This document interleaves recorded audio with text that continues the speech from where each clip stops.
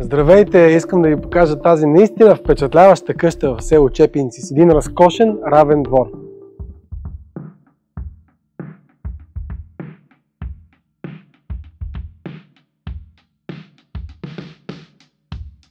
Това, което е много интересно, е, че дворът е разположен на вътрешната част на къщата, далече от улицата. Около 300 квадрата, равен, подходящ и за игри, и за забавления, и за релакс вечер или сутрин. Място, на което можете спокойно да се наслаждавате, дори работейки от къщи. А вижте дизайна на къщата. Вижте плочите, клинкерните, вижте отгоре как изглежда архитектурата. Френските прозорци безспорно са един от елементите, които впечатляват последните години хората, пропускайки светлина и слънце през целия ден.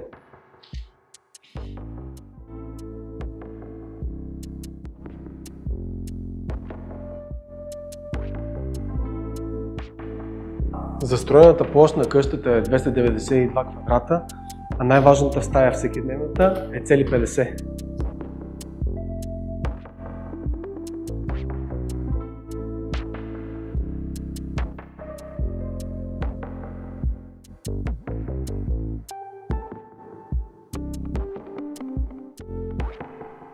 Второто ниво имаме 3 спални и 2 тераси с изглед към 2 планини. Спалня номер 1, площ 21 квадрата и гледка директно към стадиона.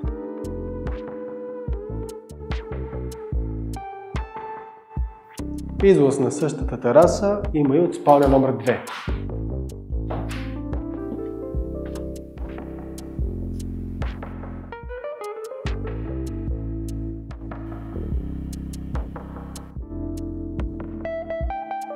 Спалня родителска номер 3 със самостоятелна баня с тоалетна и познайте, изглед към стадиона. От тази просторна и прекрасна тераса, почти 30 квадрата, може да наблюдавате детската градина, 2 детски площадки, спортно игрище и много простор далече от другите къщи.